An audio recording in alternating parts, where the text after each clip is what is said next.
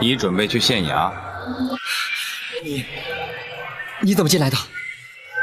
别管我怎么进来的，我比你先到一步。你要干什么？啊？都快3年了，你还不知道我平时都干些什么吗？是李坤叫你来的。我自己不会管你们之间的闲事。严冬，你听我说，只要我把证据交给包大人，李坤一定会被处死。到时候你和他之间的约定就可以取消，你也可以自由了。杀完你之后，我还有1个人要杀，不会等太长时间。严冬，辽东严家不会言而无信。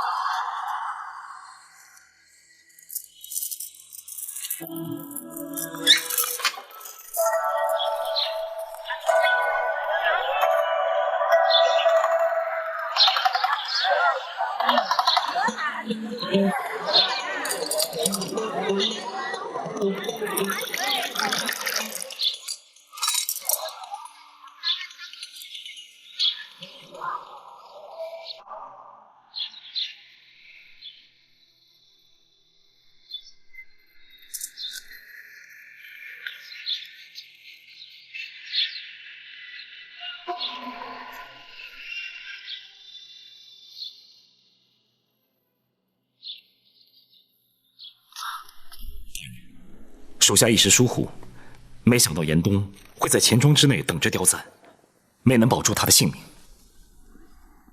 不能够怪展护卫，是李坤早已对刁赞动了杀机。大人，请看。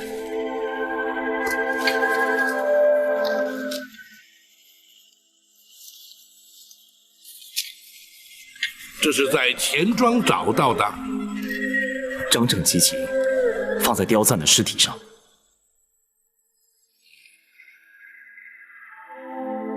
难道他是有心让我们知道的？严冬杀了刁赞，又留下了李坤的证据，这究竟是怎么回事啊？这的确令人不解。他既然一直帮着李坤，又怎会将如此重要的证物留给我们？难道他希望大人把李坤抓起来？用意应该在此，只是不明白他为何要这么做。辽东严家在江湖上很有声望，我一直都奇怪，严冬怎么会帮李坤这种人？我曾经问过他，他说事情并非我想象中那样，也许真有难言之隐。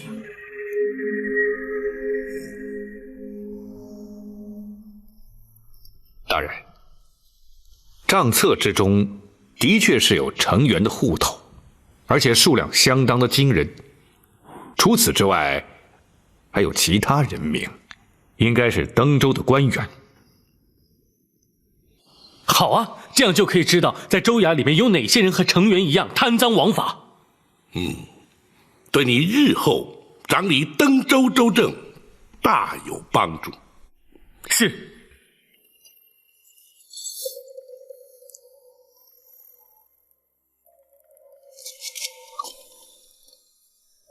至于这副钱范，究竟是不是假的钱具？正是，而且制作得非常精良，即使是朝廷的钱监所制，也不过如此。幸亏及时破获，否则一旦流入市井，势必真伪难辨，甚至全国的币制都会因此而大乱。大人说的甚是，根据刁赞的供词，在钱庄搜出的假钱是第一批，所以还没有完全流出去。恩师，现在可以治李坤的罪了吗？那段无刁赞虽已被害身亡，却留下了账册、钱范以及刁赞签字画押的证词。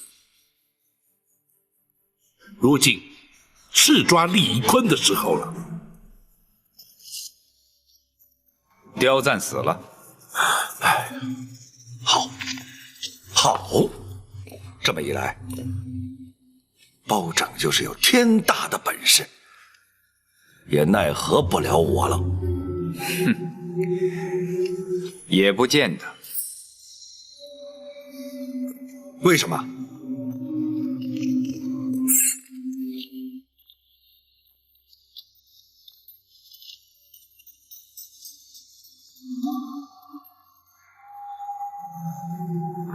我在钱庄等刁赞，可是他和展昭已在门外见过面了。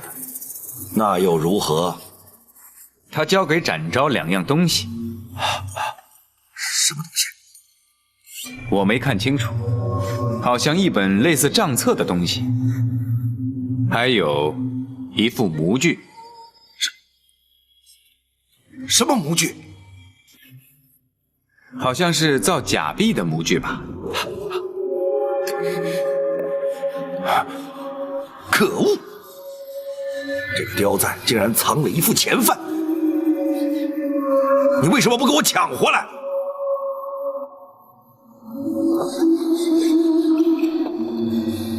我只负责杀刁赞，不管其他的。我们的约定很清楚，我负责保护你3年，或者替你杀完10个人，我们的合约就立即结束。现在只剩下最后1个人了。好，那你就把展昭给我杀了。好啊，我就负责把展昭杀了，这样我就履行完了我们的约定，我立刻就走。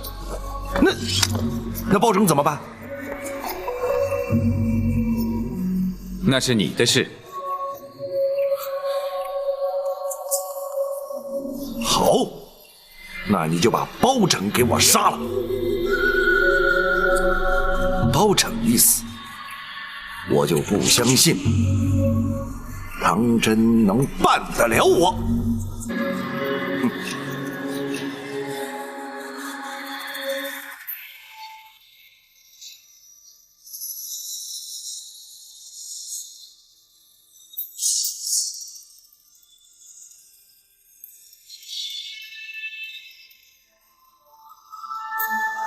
可以出发了。是。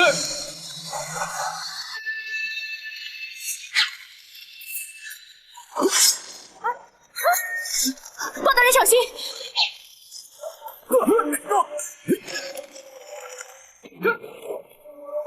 慢！严冬，你竟敢行刺包大人！严冬，我和展云随便一个人都可以挡得住你，我们联手，你更加是毫无机会。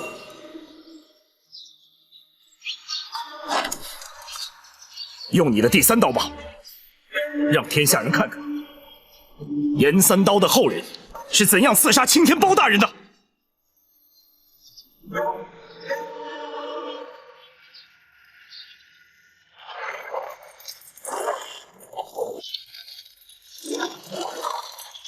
大哥！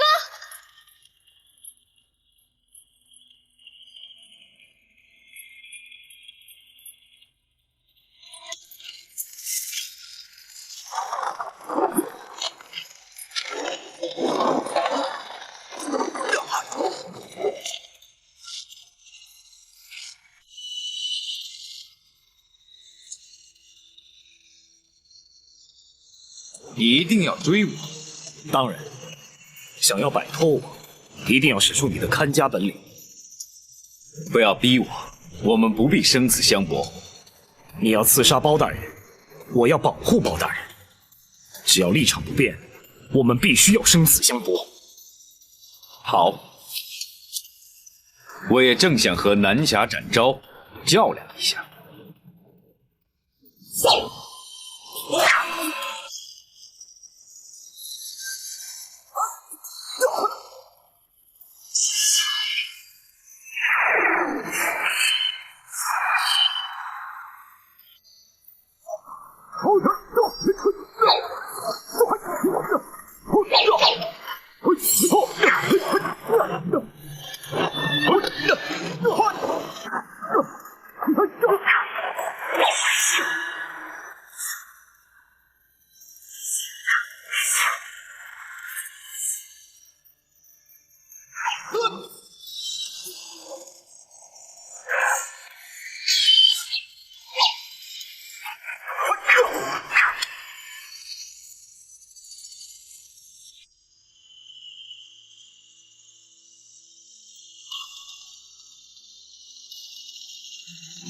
原来这个才是你的第三刀。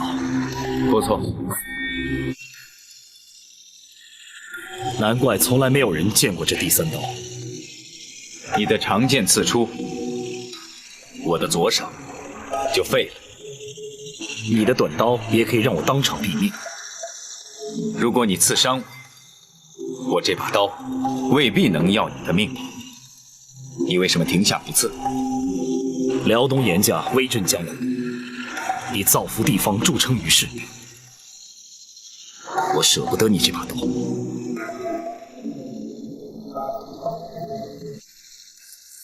你又为什么不杀我？唯有真剑客才会剑下留情，因为你剑下留情，这把刀也杀不了你。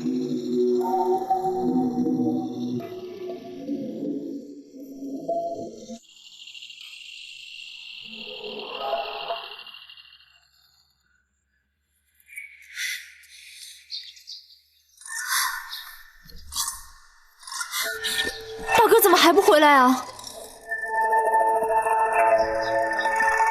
不能再等，立刻出发。是。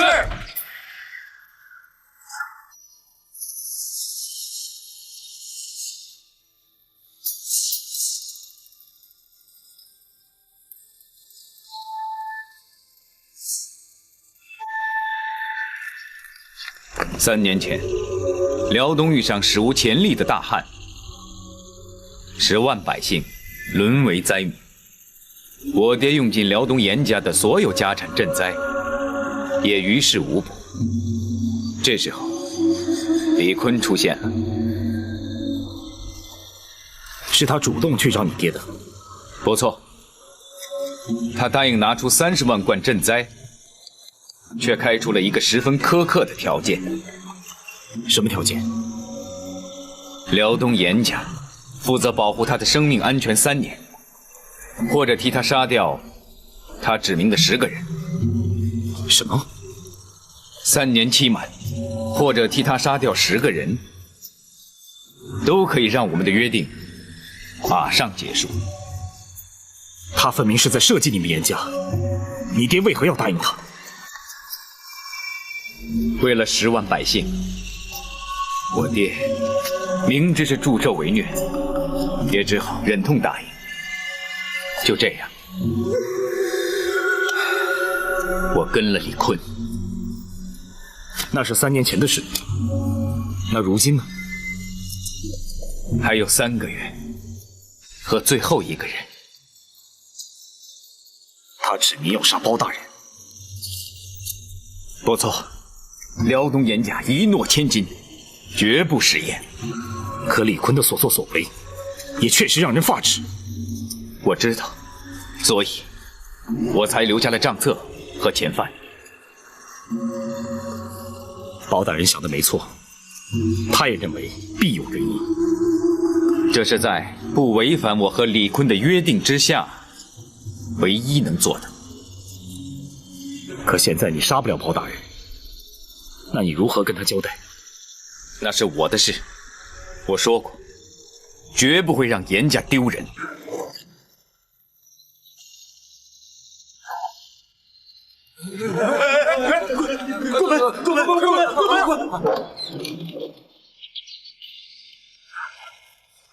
大人，哥，你回来了，严冬呢？他先回来了，应该已经进府了。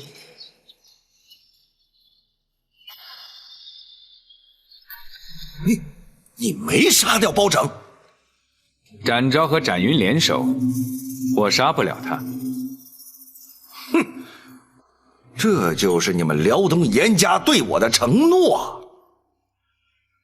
辽东严家从不食言，打不过就是打不过，杀不了他，并不代表我们没有兑现约定。哦，你怎么兑现？我可以带你离开登州，这样的话，并不违反约定。如果你不肯离开登州，我只有和他们拼。不过，我可以确定，我会死在他们手上。一旦我死了，我们之间的约定也就结束了。不过，他们再要抓你，就没有人能救你。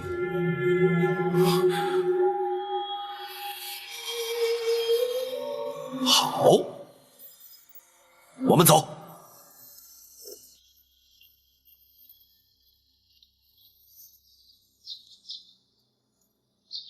张龙、赵虎在。闯进府去，将李坤拘捕到案。是。走。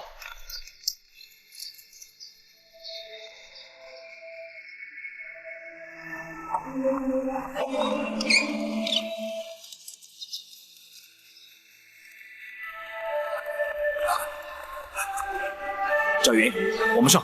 且慢，本府与你们一同前去。大人，但严冬犯下多起杀人之罪，他也在拘捕之列。是。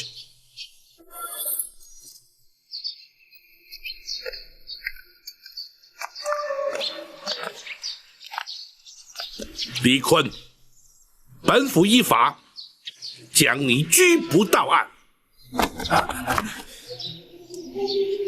你就是严冬，正是。你杀了段武、刁赞，也在本府拘捕之列。杀人偿命，严冬无话可说。可是，请包大人让我交代清楚之后，再抓我也不迟。你说，辽东严家对李坤曾有承诺，严冬不能言而无信。哦，这3年来，李坤作恶多端。严冬，你不要忘了严家的承诺。我不耻你的所作所为，并不违背我们之间的承诺。若不是碍于辽东严家的承诺，不等包大人抓他，我也早就杀了他。严冬，你放心，严冬不会言而无信。可是，如果现在有人要杀你，谁要杀我，你就杀谁。我还欠你一条人命。现在，我就按照你的要求履行。杀完之后，你我之间的约定立刻结束。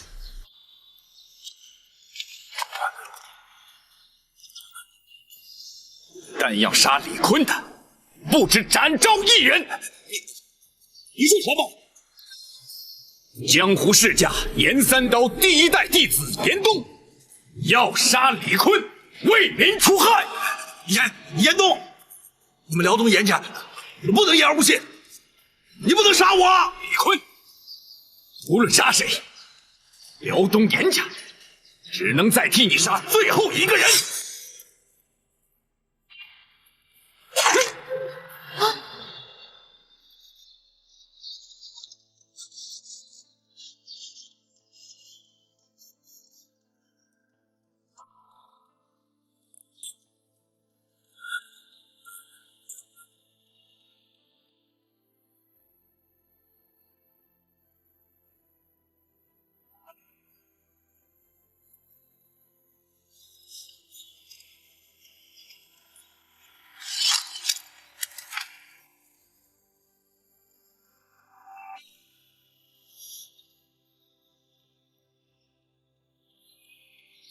我说过，我不会让严家丢人。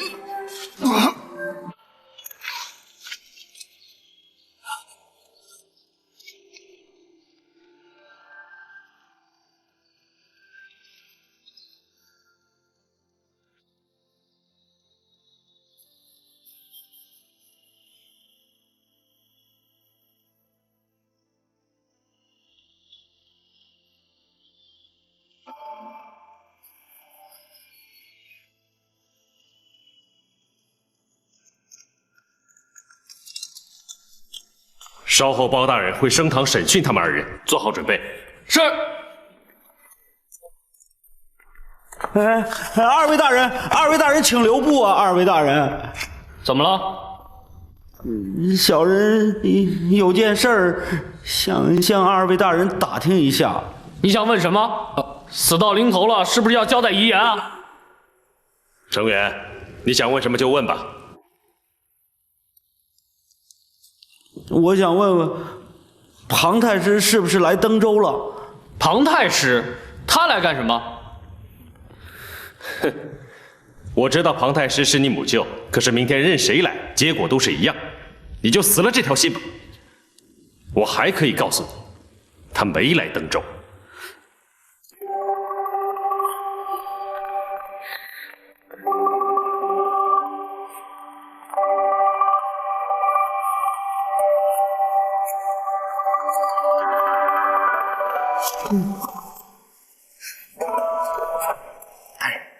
大人，庞太师怎么会赶到登州来啊？我之前害人送了封信函给他，就是怕包大人拿我开刀。可是我现在担心他没收到。不，也许他马上就会赶到。但愿如此吧，想要活命，只能靠他了。大人，如果庞太师赶来了，你一定要救救属下呀！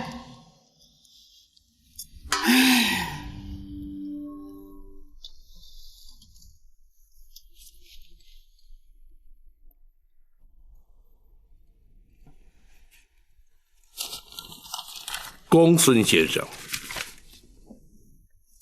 全案的证物、供词可曾齐备？大人，学生已经准备妥当。不过，在升堂之前，学生尚有一事要向大人禀报。哦，你说。四海钱庄的账册当中，除了有登州官员的户头之外，还有其他人。都是些什么人？都是朝廷的高官，至少有10几个。有此事？是的，大人。当时碍于唐大人在场，学生不便提及。你处理的没有错。此事若是泄露出去，的确耸人听闻。难怪登州的情形，京师一概不知。原来是有这些收受贿赂的官员从中主导。大人打算如何处置呢？待此件事了，必须立刻回京。在此之前，切记不得有半点讯息传扬出去。是，学生明白。启禀大人，庞太师到。有请。他怎么会赶来？大人，莫非他已接获成员的通知？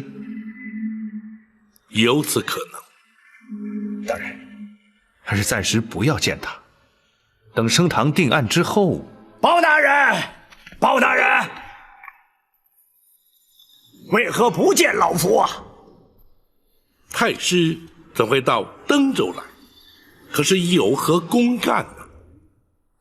我特地前来通知包大人，暂时不要对成员治罪。为何不可？皇上已下旨，要包大人不得审理此案。这又为何？包大人，你遵旨就是了，何必多问？敢问太师，圣旨何在？近日就到。太师，空口无凭，要本府如何才行？老夫确信圣旨立刻就到。在此之前，包大人不得审讯成员，一切回京以后再说。太师，圣旨既然未到，凭什么要本府不治那成员之罪？那成员犯下必死之罪，本府怎能饶他？你难道仅凭太师一言，本府就要置国法于不顾不成？太师身居庙堂，理当留在京师，如今却为何到登州？所谓何来？包大人，那成员是老夫的亲外甥，那又如何？他也是庞贵妃娘娘千岁的亲表哥。太师，本府只问那成员是否违反国法，至于他是谁家亲眷，有何靠山，本府却一概不问。包大人，难道你一点不讲情面？太师，若讲情面，那些因成员贪婪而无辜丧命之人，又将向谁去讲情面？包拯，你抗旨不遵。圣旨未到之前，本府何曾抗旨？你好，我就上你这公堂，我看你敢不敢当着老夫的面杀那成员。本府奉旨办案，怎会不敢？可若你敢扰乱公堂，休怪本府将你一并治罪。帮成马汉在，将太师请出州衙之外，不得干扰公堂审讯。如若不听，尽管放手拿人。是。你包拯，你传令升堂。是。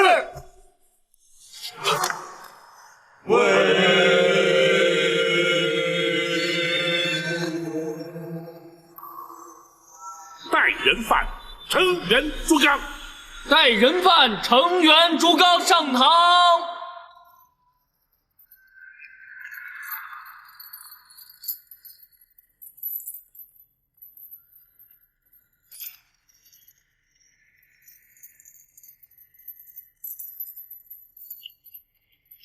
跪下，跪下！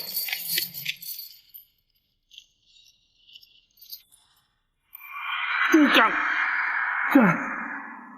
你身为登州捕头，乃是朝廷所派在地方执法之人，你却知法违法，协助成员贪赃枉法，欺压良民，你可知罪？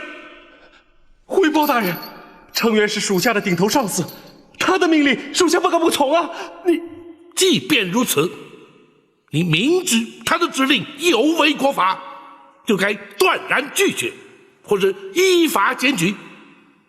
你却狐假虎威，狼狈为奸，甘为帮凶，你还敢狡辩不成？属下知错了，请大人从轻发落。姑念你虽为从犯，却未犯下杀人罪行，虽已渎职，却未曾具体收贿，本府便饶你一条性命。谢大人不杀之恩，死罪可免，活罪难逃。本府依大宋律例，判你监禁10年，并服劳役。你要深自反省，好自为之。是。来人呐！在。将朱刚押出堂去，发监执行。是。走。程远，犯官在。你身为益州之长，地方父母，不思报效朝廷，爱护百姓，反而依仗权势，胡作非为，巧立名目，强征粮税，勾结奸商，营私谋利，将朝廷公器为你个人私用，视登州百姓如同待宰羔羊。你寡廉鲜耻，人神共愤，贪赃枉法，再不赦。犯官知罪了，可是包大人，犯官罪不至死啊！住口！就因你的贪婪无度，多少百姓流离失所，断送性命。前任通判陆星退休京官许谦，不知还有多少无辜，皆因你勾结李坤而惨遭杀害。你还说罪不至死？犯官，包大人饶命啊！包大人，堂下听判。登州知州程远贪赃受贿，违法渎职，勾结李坤，共谋杀人。本府奉旨代天巡狩，以大宋律例判你扎刀执行。包大人饶命啊！包大人，来人呐！在。胡子大伺候。是。包大人饶命啊！包大人，下官不敢了。包大人饶命啊！包大人饶命啊！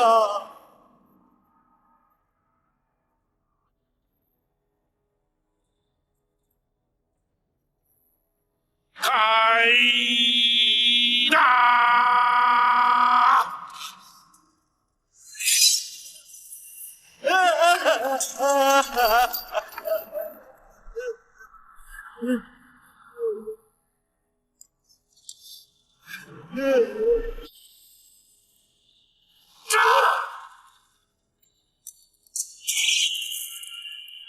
包拯，我跟你势不两立。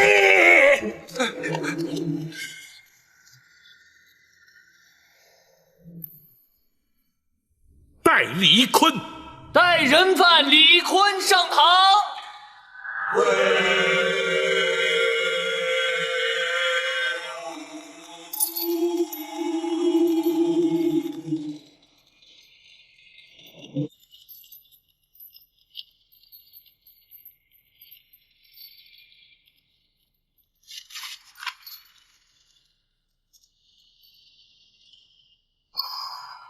李坤，你勾结贿赂程远，谋取不法利益，教唆杀害多条人命，私铸假钱，扰乱币制。如今数罪并发，罪证确凿，你可还有话说？我只是个商人，有道是杀头的买卖有人做。今天既然被包大人所查获，我没什么可说的。你倒是干脆。不过，包大人，四海钱庄有108处分庄，遍布全国。如果杀了我，必会导致前世动荡。不知包大人打算如何收场啊？你不要误认如此一来便可以心存侥幸。朝廷自有整治财经之策，本府自会报请朝廷，以公办交子铺，接手四海钱庄，查清存题汇兑之后，逐一交割，必可平静转手过渡，全然不会引起百姓不安。我倒忘了，包大人曾担任过三司使之职啊。你知道便好。包大人，你可知道，在朝中有不少的人收了我的贿金？本府自会一一清查，依法追诉。哼，这些人白拿了我的好处，可是根本救不了我，绝不能便宜了他们。包大人，如果让这些个人置身事外，我就是虽死。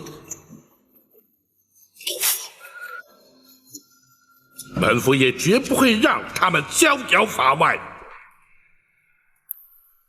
堂下听判，李坤，你身为商人，就该将本求利，诚实经营。为谋暴利，你却不惜铤而走险，以身试法。本府若不将你依法治罪，又将如何令天下商贾引以为戒？本府以大宋律例，判你铡刀之刑。借此以度来者，以儆效尤。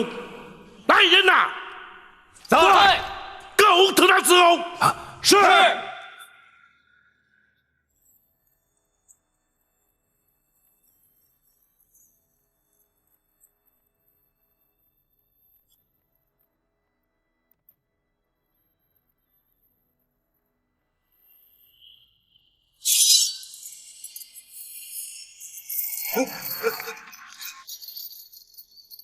到！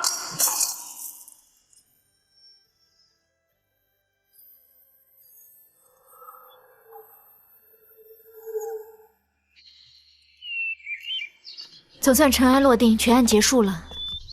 只可惜了严冬啊。其实他也没有别的选择，只能够选择自尽身亡这条路。不过他这一死，总算把严家的声望给挽救了。大哥，我可以问你一件事吗？你说。他的那第三刀，我记不下来。那如果我们联手呢？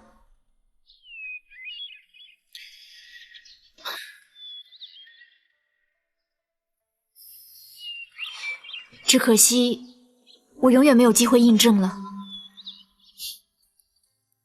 有些事情，反而永远不知道会比较好。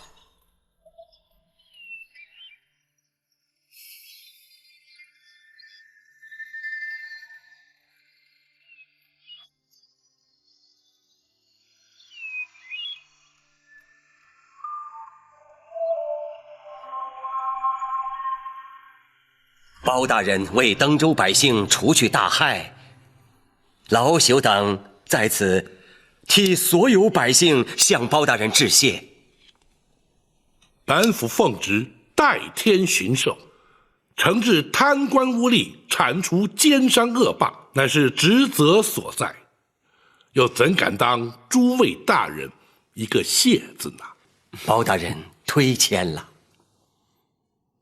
成员虽已伏法，但仍有诸多善后及州务待办。唐大人年轻时浅，阅历稍欠，还有待诸位大人多加协助，也好让登州尽快纳入正轨常规。有劳诸位前辈了。好说，不过我等年纪均已老迈，若是力有不逮之处，还请包大人、唐大人见谅。不，杜大人此言差矣。所谓年纪老迈，不过是体力精神不及年轻人，然而经验阅历却不落人于后。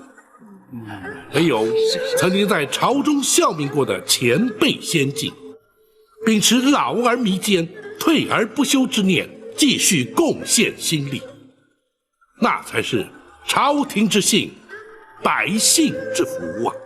是啊，是。如今全案已破，明日本府即将启程回京，本府就不一一向诸位大人辞行了。老朽恭送包大人。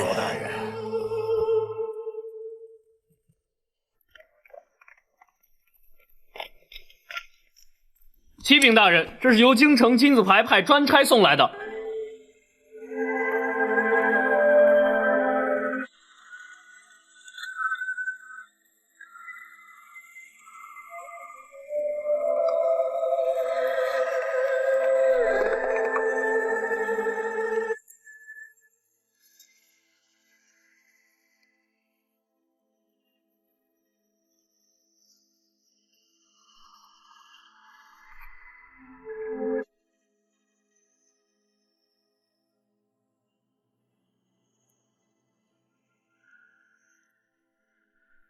大人，难道庞太师说的是真的？圣旨的确不让大人省成员？那怎么办？成员已经被处死，圣旨现在才到，大人打算如何向圣上交代啊？无妨，本府原本就打算回京，将那些收受李坤贿赂的官员一一揪出，如今只是必须尽快出发罢了。我们明日一早出发。是。明日之后，这登州城就全靠你自己了。是，门生会全力以赴。本府会尽快上报朝廷，速派新任知州。你也要依照通判规制，将这段期间所发生的点点滴滴巨细靡遗的向皇上呈奏，本府顺道带回京城。门生会连夜书写完毕。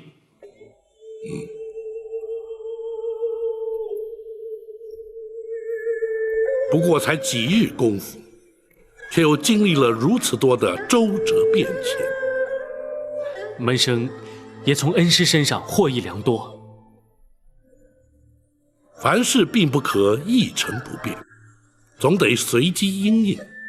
然而唯独秉持大公无私之心，却是放诸四海，而且准啊！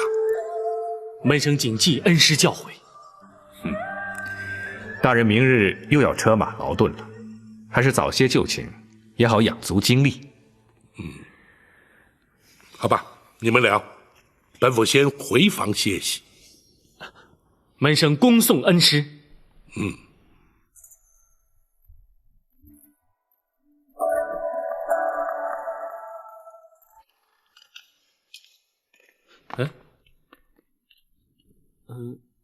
怎么没见到展云？他要我代为传话。唐大人跟包大人谈完话之后，往院中一见。是。去吧，他想跟你辞行。那么，我就去了。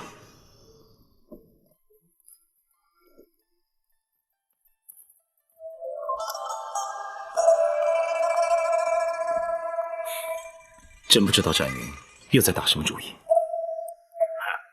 没什么，就像展护卫说的，他只是向长征辞行罢了。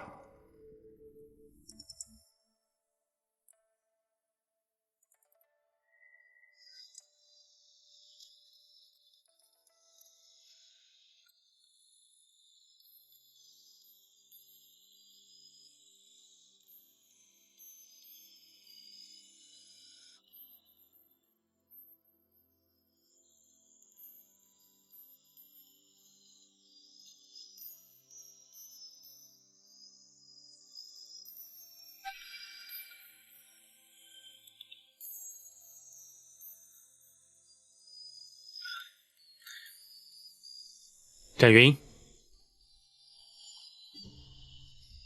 你和包大人说完话了？是。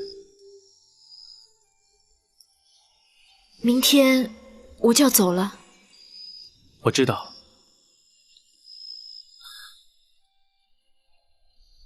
可能从此之后，我们都没有机会再见面了。那也不一定啊。如果包大人来参加你的喜宴，说不定我也会来，你说好吗？展云，你不要担心我，我说过会把你当做朋友的。谢谢你。如果你真的来的话，相信我会很高兴。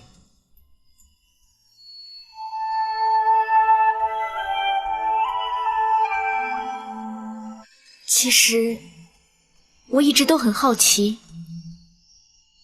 如果你没有定亲的话，如果我没有定亲的话，我会在你向我表示之前，已经向你表示。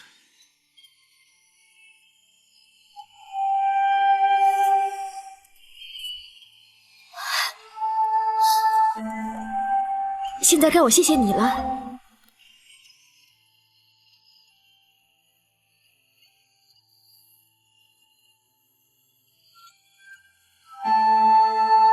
父母之命，媒妁之言。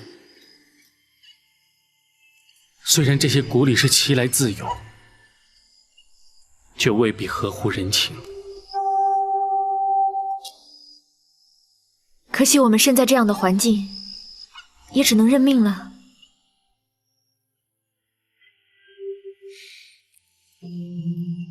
希望终有一日，每对男女都可以随心所欲，和自己想在一起的人共度一生。那么他们比我们来说就幸运多了，是吗？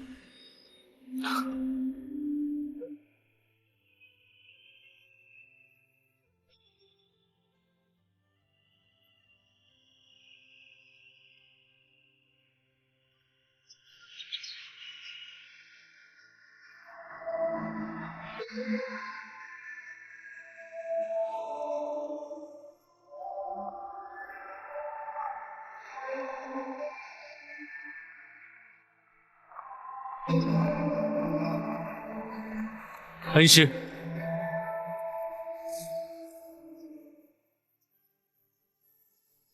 门生恭祝恩师返京路上一路顺风。本府希望登州在你代理期间一切平稳，周无蒸蒸日上，要让本府刮目相看才行啊！是，门生必定不负恩师期望。大人，可以启程了。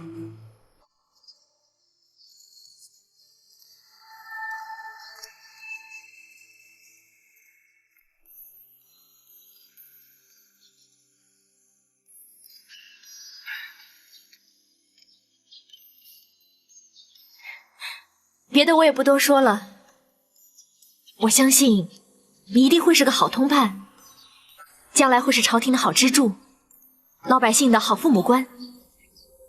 谢谢你，我不会让你失望。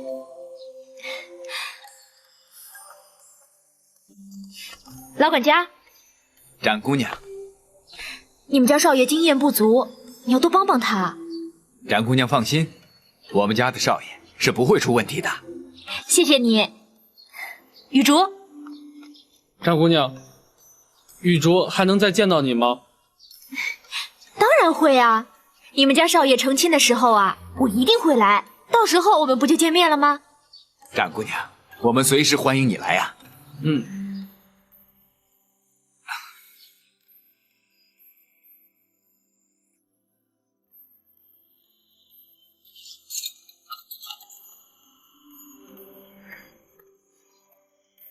你们都保重。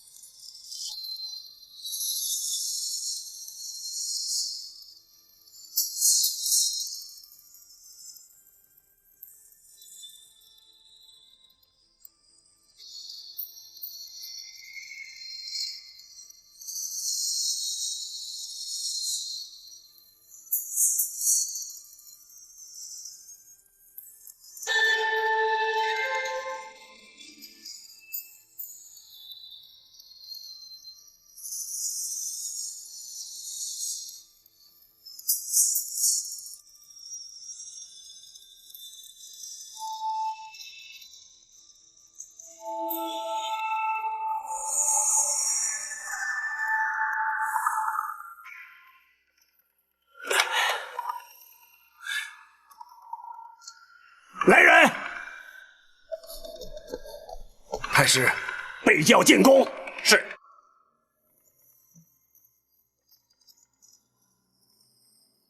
什么？包大人把成员给杀了？是啊，我再三恳求他刀下留人，可他就是不肯。可是皇上已经答应我了，圣旨已经颁了呀。我已经告诉他，皇上已经下旨，不让他审成员，要他等候圣旨。可他反而立即将陈元处死。他既然存心抗旨，我也无力阻拦呐。他也太跋扈了。难道他不知道成员是我的表哥？他当然知道，可是如何？哎，女儿啊，你不知道也罢呀。爹，有什么不能说的？我就是想要知道包拯他是什么意思。好吧，看来呀，爹不说不行了。包拯根本认为我们庞家的人是权仗着皇上的恩宠而胡作非为。什么？啊，女儿啊，算了吧。包拯深受皇上重用，不但代天巡狩，而且还有先斩后奏之权。我们庞家的人是斗不过他的。女儿啊，忍一忍吧。哼，我凭什么要忍？庞家凭什么要任他欺负？爹，我现在就去面见皇上，请皇上替我们做主。不，千万不能这样做。你现在禀报了皇上，势必得罪了包拯，后果不堪设想啊！哼，我就不信皇上会向着他。女儿，女儿，女儿，女儿。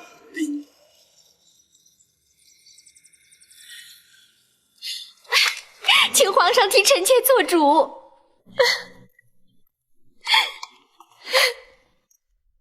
爱妃，快起来！究竟发生什么事？皇上，包大人还是将成员给斩了。什么？难道他没有接到朕的旨意？回皇上，老臣是以紧急军情的金字牌送往登州。包大人应该接到圣旨才对呀。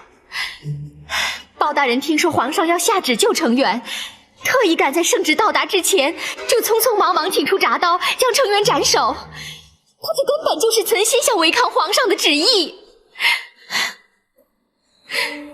岂有此理！包拯竟敢如此胆大妄为！皇上请勿动怒，包大人忠心耿耿，绝不会抗旨不遵。想必是处死成员在前，圣旨到达在后，为时已晚了。皇上，臣妾知父庞太师专程赶往登州，将皇上下旨之事告知包大人，谁知他非但不听，反而立即下旨将成员处斩。包拯与太师向来不和，这分明是在公报私仇。皇上，包大人一向公正无私，绝不会以私废公，请皇上明察。皇上，臣妾只不过是向皇上倾诉心中的委屈而已。其实臣妾受了点委屈，又算得了什么？包大人是朝廷重臣，当然要以君臣和睦为重。这件事，臣妾再也不敢提了。不行，再怎么说，朕也不能让他欺负到爱妃的头上。王丞相，臣在。传朕旨意，要包拯立刻回京见朕。臣遵旨。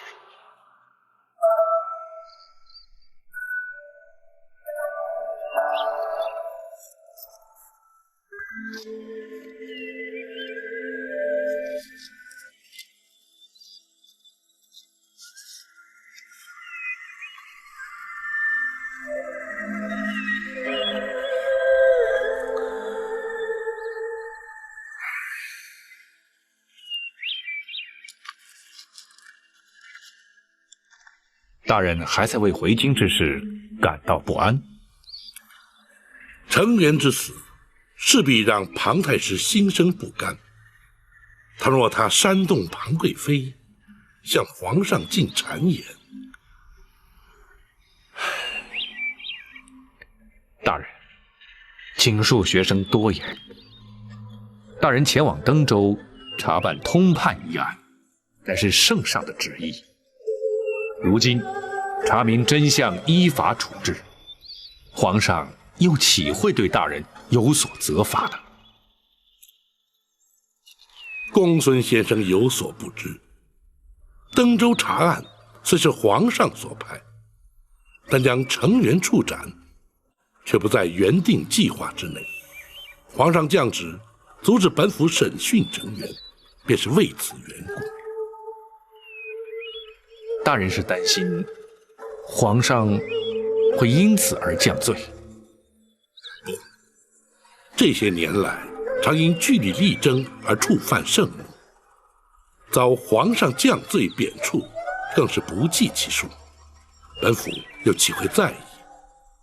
怕的是，若不能将那些收受李坤贿赂的官员绳之以法，让他们逍遥法外，本府岂不是有愧之首？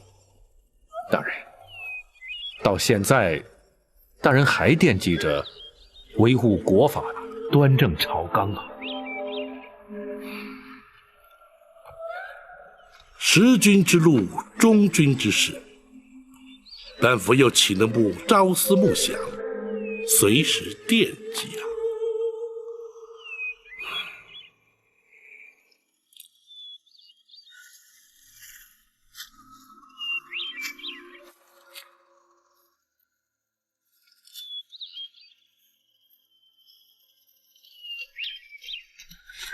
大哥，包大人急着回京做什么？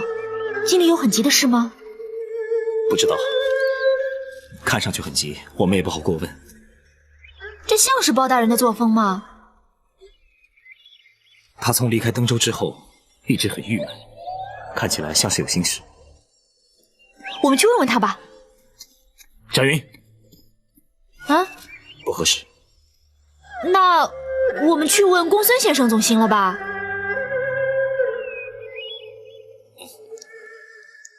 就是这么回事。大人要我告诉你们，好让你们心中有个准备。原来如此，难怪大人看起来心事重重的样子。哼，如果皇上听信谗言，我就……翟云，朝廷的事你不懂，不要瞎说。好了，大家不必心急，我相信大人自有对策。回京之后再说吧。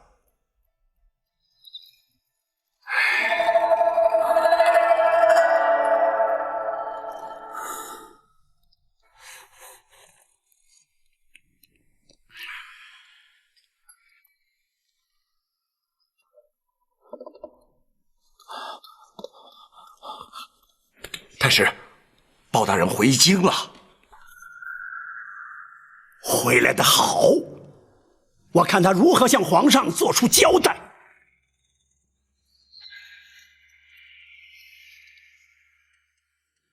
包大人一路辛苦了。包拯才回京城，相爷就专程来访，包拯实不敢当。老夫前来看你，当然是多日未见的缘故。可是还有一事，老夫却不能不来呀。相爷请讲。皇上要包大人一回京城就进宫面圣。包拯正该将奉旨前往登州，查办通判无端身亡一案，禀奏皇上。这是该立刻进宫面圣。包大人还是应该要预做准备呀，以免见了皇上。相爷指的是关于程元之死，皇上是颇为震怒啊。想必是庞娘娘在皇上面前说了些什么。一点都没错。包大人，你明知那程元和娘娘父女的关系，为什么一定要得罪他们呢？相爷，包拯从未存心得罪任何人，却也无惧于得罪任何人。皇上还特别将庞太师一并宣召进宫，恐怕是要和你当面对质。如此甚好。包拯正有要事，必须面奏皇上。臣包拯叩见吾皇，万岁万岁万万岁！平身，谢万岁。朕特意屏退左右，你我君臣4人当面把话说清楚。包拯，臣在。你明知道朕已下旨，不准你再审程元，你为何不听？难道你真敢抗旨？回皇上，臣审讯处斩程元之时，并未接获圣旨。包大人，老夫明明当面通知你，圣旨将到，你却置之不理，这不是存心抗旨又是什么？不错，朕要听听你又作何解释。回皇上，庞太师位列3公，既非专司专责，更非传旨太监，包拯岂能将他的一面之词奉若圣旨？倘若人人皆可以宣称代传圣旨，岂不因此而天下大乱？朝廷体制又将何存？你皇上，包大人所言极是啊。即便是皇上的口谕，也有专责之人，并非是人人皆可代传呐。就算如此，你也明知道那程元是庞贵妃的亲眷，难道就不能暂缓行刑？皇上，包大人根本不顾及娘娘的情面。不错，太师所言不差，包拯当时的确未顾及娘娘。包拯，皇上，包大人想必不是此意，请皇上息怒。皇上，臣奉旨出京代天巡狩，在登州之时，包拯眼中看见的是贪赃枉法、残害百姓的登州知州程元，却未见任何人的亲眷。倘若皇亲国戚，便可脱罪免责。皇上要包拯何用？大宋朝廷要国法何用？倘若果真如此，包拯立即罢官退隐，远离朝政，也免得妨碍了皇家亲眷。朕并非私心袒护，难道那程元果真犯下不可饶恕的必死之罪？难道就不能改判其他，以观后效吗？回皇上，那程元所犯之罪，并非包拯重判，而是他罪在不赦。只是若凭包拯一人之言，只恐太师不能心服。不错，包拯的确难脱公报私仇之嫌。对包拯并无私仇可言。现有皇上钦派登州通判唐真手书奏折，他在登州的所见所闻尽载其中，请皇上御览自评。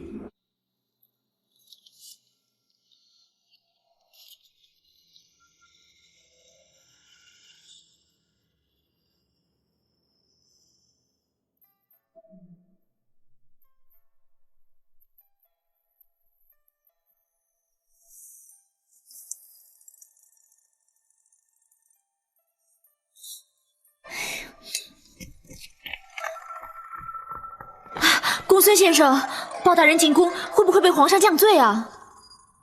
这很难说，这要看皇上究竟是讲理还是徇私。要是皇上不是徇私护短，他怎么会下了那不该下的圣旨？就是嘛，要是和皇上沾亲带故的人都可以有特权，那还要什么国法？干脆叫皇家去管事，满朝文武都可以回家养老了。哎，公孙先生，叫包大人不要干了，告老还乡还落得轻松。公孙先生，这件事恐怕连我都无法接受。难道真的要等大人被皇上罢了官以后再说不成？不，或许皇上会因为宠爱贵妃而难免护短，但是他不是一个昏君。我相信他会讲理，我更相信包大人会安然无恙。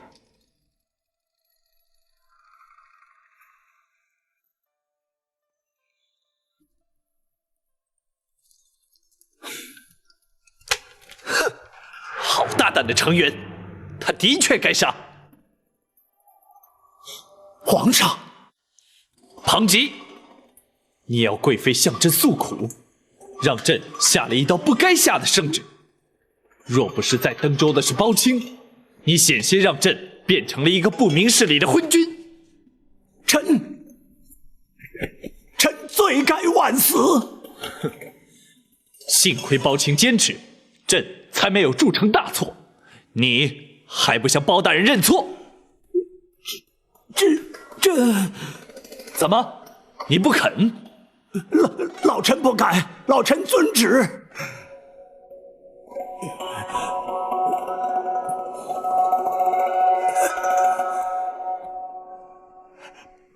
包大人，老夫我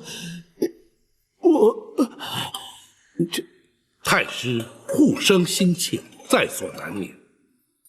包拯只是依法行事，还请太师多加体谅。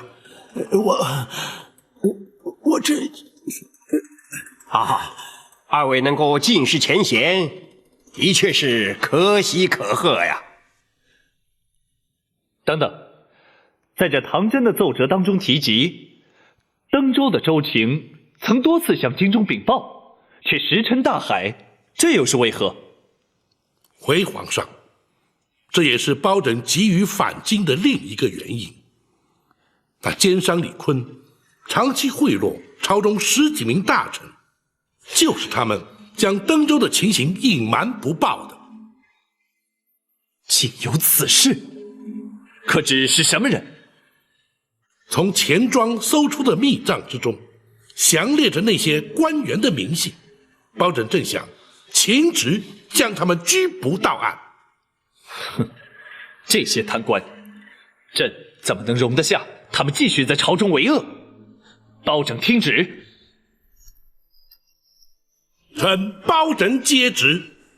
朕命你为专责清查涉案官员，朝中各部由你调派，速审速办，依法惩治。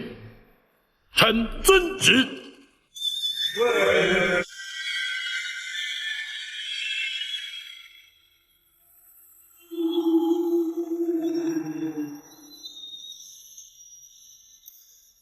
带人犯。